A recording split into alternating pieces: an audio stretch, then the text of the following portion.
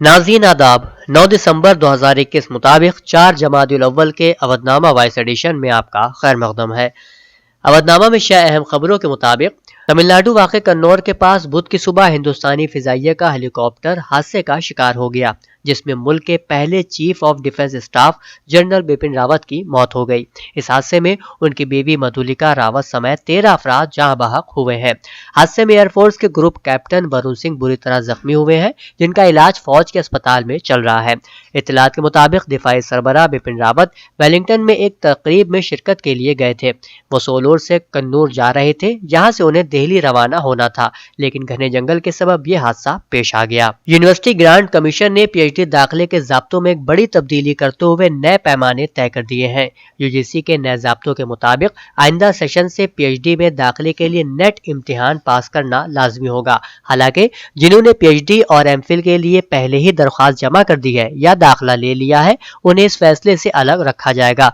दरअसल नई तालीमी पॉलिसी के मुताबिक यूजीसी आला तालीम में खुसूसी तौर से दाखिला अमल में नई तब्दीली ला रहा है। इसी के तहत फैसला किया गया है कि सभी पीएचडी दाखिलों के लिए नेट पास करना लाजमी होगा।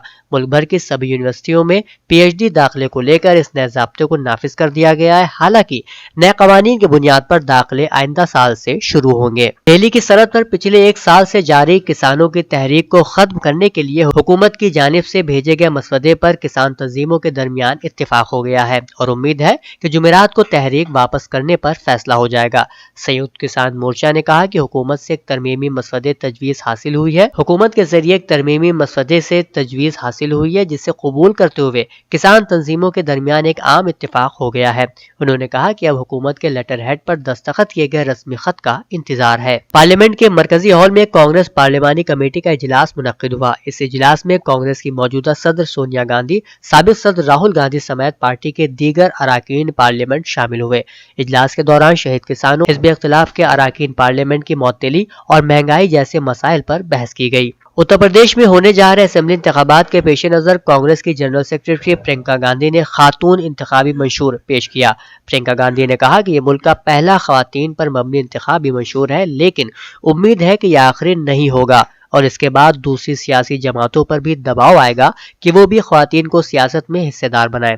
उन्होंने कहा कि पार्टी ने उत्तर प्रदेश के इंतखाबात के पेश नज़र 100 उम्मीदवारों के नाम तय कर लिए हैं, उनमें 60 ख्वातीन शामिल हैं। एक और खबर के मुताबिक सुप्रीम कोर्ट ने बुध को रियासती हुकूमत को नोटिस जारी किया है और त्रिपुरा में फिरके वाराना तशद्दुद से मुताल्लिक रिपोर्टें लिखने पर सहाफियों के खिलाफ दर्ज मुकदमात में मजीद कार्रवाई पर रोक लगाते हुए हुकूमत से जवाब तलब किया है। अवधनामा में शाया जिले की खबरों के मुताबिक आज देवबंद पहुंचे शिया मुस्लिम पर्सनल लॉ बोर्ड के कौमी जनरल सेक्रेटरी मौलाना यासूब अब्बास बिरला रोड पर वाक़ साबिक वजीर ममलिकत ईसा रजा की रिहाइशगाह पर सहाफ़ियों से गुफ्तगू कर रहे थे। इस दौरान उन्होंने शिया वक्फ बोर्ड के साबिक चेयरमैन वसीम रिजवी के जरिए सनातन धर्म अख्तियार करके जितेंद्र नारायण त्यागी बनने पर कहा कि मुल्क में हर किसी को आज़ादी है कि कोई भी मजहब अख्तियार करे।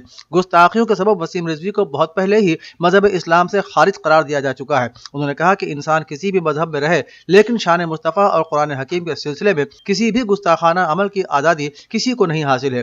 उन्होंने दो टूक अल्फाज में कहा कि रसूल और कुरान करीम की शान में गुस्ताखी बर्दाश्त नहीं की जाएगी। संभल में नगर पालिका की जानिब से शहर में सड़कों की तामीर का सिलसिला जारी है, मगर मुख्तलिफ इलाकों में नाकिस सड़क तामीर के खिलाफ एहतजाज हुए हैं। चंद दिन कबल खासा में मुजाहिरा हुआ था। आज खोगू सराय चौराहे पर भी अहले महल्ला ने एहतजाज किया। अहले महल्ला ने बताया कि यहाँ जो सड़क बनाई जा रही है उसमें ऐसी नाकिस अशिया का इस्तेमाल हो रहा है कि वो चंद घंटे भी चल नहीं रही है, बल्कि कुछ देर बाद ही जगह जगह से सड़क टूट फूट का शिकार हो चुकी है। अहले महल्ला का गुस्सा इसी वजह से जाहिर हो रहा है। मोहब्बत की निशानी कहे जाने वाले ताजमहल के दीदार के लिए हर दिन हजारों की तादाद में मुल्की और गैर मुल्की सयाह आते हैं। मुल्की और गैर मुल्की सयाहों के सामने ताजमहल के आसपास गंदगी भी नजर आती है तो इस पैगाम से पूरी दुनिया में इमेज खराब होती है। लेकिन अब म्यूनिसिपल की जानिब से नया फरमान जारी किया गया है कि ताजमहल के 2 किलोमीटर के दायरे में गंदगी होगी तो उसको उठाने के लिए म्यूनिसिपलिटी अब चार्जेस लेगी। अप्रैल से अभी तक ताजमहल के 2 किलोमीटर के दायरे में डोर टू डोर कचरा उठाने का इंतजाम फ्री था, लेकिन जनवरी से लोगों को यूजर चार्ज देना होगा।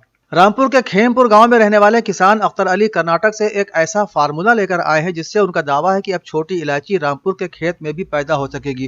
انہوں نے اپنے کھیت میں چھوٹی الائچی کے تقریباً 300 پودے لگائے ہیں۔ ان کا کہنا ہے کہ جلد ہی ان پودوں میں الائچی کا پھول نکل آئے گا۔ پہلی مرتبہ چھوٹی الائچی کی کاشتکاری کرنے والے اختر علی بے صبری سے اس میں پھول آنے کا انتظار کر رہے ہیں۔ یہی وجہ ہے کہ وہ اپنے اس کھیت کا کافی خیال رکھتے ہیں اور الائچی کے پودوں کو مناسب آب و ہوا میں رکھنے میں بھی مصروف رہتے ہیں۔ اختر علی نے بتایا کہ تقریباً 6 ماہ پہلے اس کے بیج ڈالے گئے تھے۔ ان کی نرسری میں تقریباً 300 پودے تیار ہو گئے ہیں، لیکن سائنسدانوں کے مطابق الائچی کی پیداوار ایسے علاقوں میں ہوتی ہے جہاں کم سے کم درجہ حرارت 10 ڈگری سیلسیس اور زیادہ سے زیادہ 35 ڈگری سیلسیس کے آس پاس رہتا ہو۔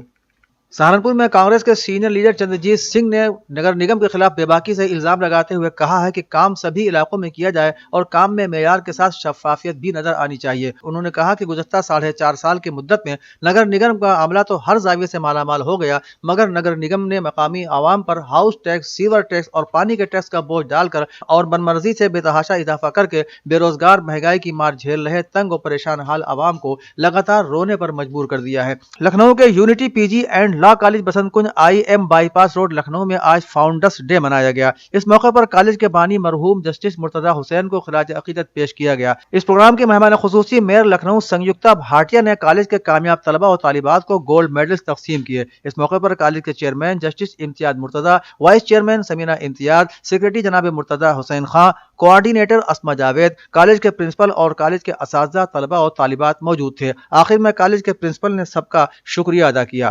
بزم وقار ادب کے زیر اہتمام ایک اعزازی شعری نشست کا انعقاد بزم کے دفتر واقع کھدرا سیتاپور روڈ نزد سروودے مانٹیسری اسکول میں کیا گیا، جس کی صدارت ڈاکٹر ہارون رشید نے کی۔ نظامت کے فرائض محمد علی الوی نے انجام دیے۔ مہمان اعزازی کے طور پر ڈاکٹر متین، صدر صوبائی مسلم لیگ اتر پردیش شریک ہوئے۔ اس موقع پر صدر نشست نے دبستان لکھنؤ کی ادبی اہمیت پر گفتگو کرتے ہوئے کہا کہ تغیرات زمانہ کے باوجود آج بھی لکھنؤ کی شاعری میں زبان کی صفائی اور فنی رموز کا خاص خیال رکھا جاتا ہے۔ یہ خوبیاں لکھنؤ کے ممتاز شعراء کے یہاں آج بھی دیکھی جا سکتی ہیں۔ نشست کا آغاز عرفان لکھنوی کی نعت پاک سے ہوا۔ جن شعراء نے کلام پیش کیا ان میں عرفان لکھنوی، ڈاکٹر ہارون رشید، قمر سیتاپوری، محمد علی الوی، شمس العارفین اور غفران انصاری کے اسماء گرامی شامل ہیں۔ اس موقع پر معین الدین منا، محمد معصوم علی، حافظ سلیم انصاری، مختار احمد، ظہیر فکری، شاد لکھنوی، محمد یوسف عزیز اور فیضان لکھنوی خاص طور پر موجود تھے۔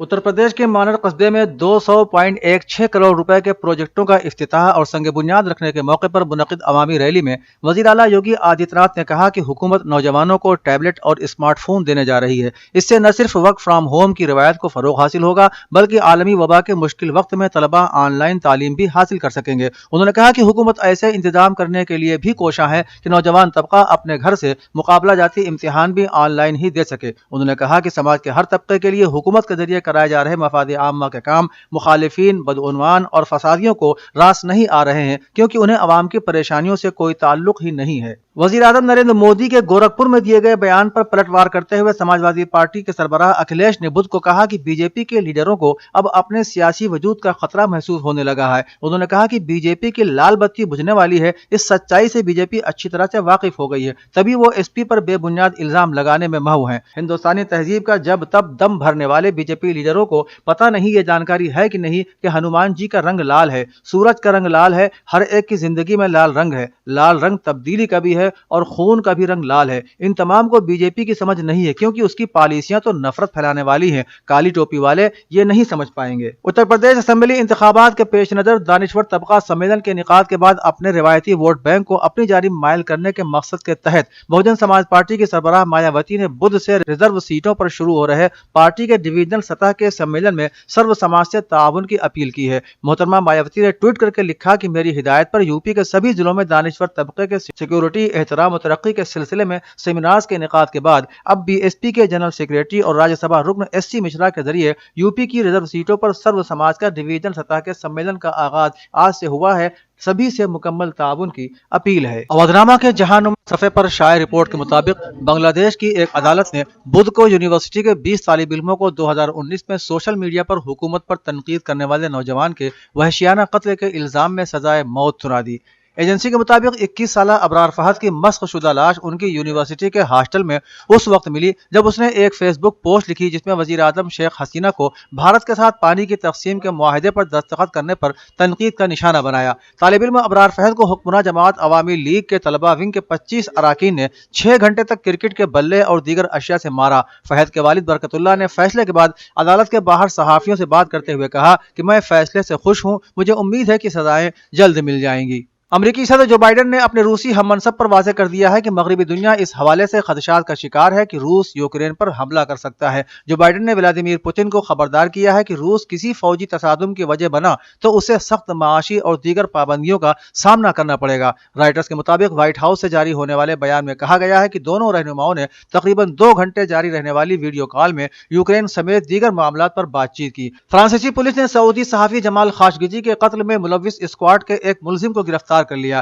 ڈان اخبار کی رپورٹ کے مطابق 2018 میں استنبول میں واقع سعودی قونصلیٹ نے صحافی کے قتل پر انصاف کا مطالبہ کیا تھا۔ عدالتی ذرائع کا کہنا ہے کہ 33 سالہ خالد العتیبی کو ترکی کے جاری کردہ وارنٹ گرفتاری کی بنیاد پر سرحدی پولیس نے حراست میں لیا۔ ملزم پیرس کے ایک ایئرپورٹ سے ریاض کی پرواز میں سوار ہو رہا تھا، تب پولیس نے اسے گرفتار کیا۔ انہوں نے کہا کہ ملزم کو آج بدھ کو پراسیکیوٹر کے روبرو پیش کیا جائے گا۔ ملزم ان 26 سعودیوں میں سے ایک ہے جنہیں ترکی نے اکتوبر 2020 سے شروع ہونے والے مقدمے میں فرار قرار دیا تھا۔ چین نے متنبہ کیا ہے کہ امریکہ انسانی حقوق سے متعلق تحفظات پر بیجنگ سرمائی اولمپکس کے سفارتی بائیکاٹ کی قیمت ادا کرے گا۔ ڈان اخبار کی رپورٹ کے مطابق امریکہ کا کھلاڑیوں کو اگلے سال فروری میں شروع ہونے والے سرمائی اولمپکس گیمز میں شرکت سے روکنے کا فیصلہ ایسے وقت میں سامنے آیا ہے جب واشنگٹن کئی مہینوں تک چین کے ایغور میں انسانی حقوق کی پامالیوں پر اعتراض کرتے ہوئے اسے ایغور اقلیت کی نسل کشی قرار دے چکا ہے۔ امریکی اقدام سے شدید مشتعل ہو کر چین نے جوابی اقدامات کی دھمکی دی ہے اور خبردار کیا ہے کہ امریکہ کو اپنے غلط عمل کی قیمت چکانا پڑے گی۔